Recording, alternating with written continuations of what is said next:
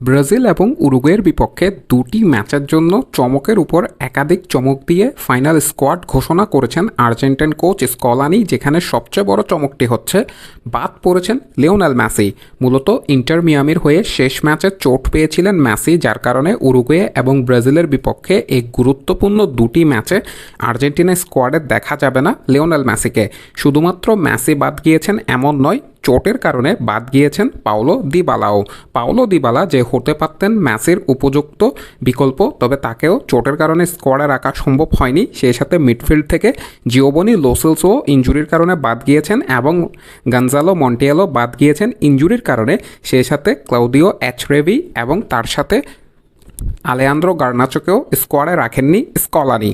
চূড়ান্ত স্কোয়াডের সবচেয়ে বড় চমক তিনটি নতুন মুখ।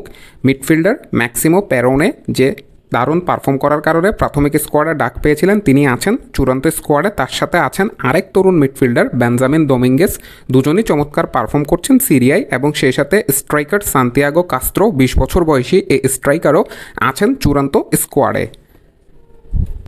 সেই সাথে লাউতারো মার্টিনেজের অনুপস্থিতিতে ডিফেন্সে জায়গা পেয়েছেন ফাকুন্দো মেদিনা, যাকে নিয়ে ছিল অনেক আলোচনা, এবং হুয়ান ফয়েতো ফিরেছেন জাতীয় দলে। সেই সাথে অ্যাঙ্গেল কোরেয়া দীর্ঘদিন পর আর্জেন্টিনার চূড়ান্ত দলে ডাক পেয়েছেন, এবং গুইলিয়ানো সিমিওনেও এবার ডাক পেয়েছেন চূড়ান্ত দলে।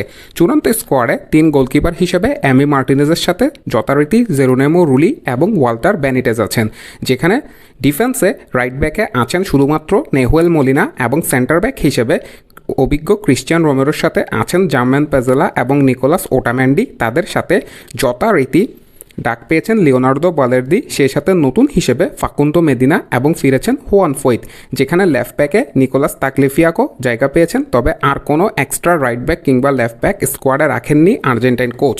সেক্ষেত্রে মিডফিল্ডে অভিজ্ঞ লিওনার্দো পারেদেসের সাথে Enzo Fernandez, Rodrigo De Paul, Alexis Mac Allister, এই চারজনই আছেন। তাদের সাথে আছেন তরুণ এক্সিকিওল পালাসিওস, এবং নতুন মুখ হিসেবে ম্যাক্সিমো পেরনের সাথে আছেন বেঞ্জামিন দোমিঙ্গেস। সেই সাথে আছেন তিয়াগো আলমাদা, যে মেসির অনুপস্থিতিতে গুরুত্বপূর্ণ দায়িত্ব পালন করবেন প্লে মেকিংয়ে।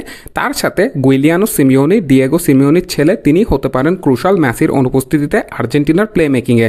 এবং উইঙ্গার হিসেবে নিকো গঞ্জালেসের সাথে আছেন নিকোলাস পাস, যে গত বছর চমৎকার পারফর্ম করেছিলেন জাতীয় দলে। সেই সাথে অ্যাঙ্গেল কোরেয়া ফিরেছেন, এবং 3 স্ট্রাইকার হিসেবে যথারীতি হুলিয়ান আলভারেজের সাথে লাউতারো মার্টিনেজ আছেন, এবং তাদের সাথে নতুন মুখ সান্তিয়াগো কাস্ত্রো জায়গা পেয়েছেন।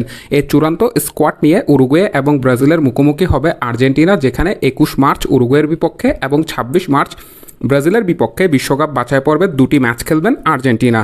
আপনাদের মন্তব্য মতামত কমেন্ট বক্সে জানতে চাই। মাহের আহমেদ মাহি, MS Thinkbars।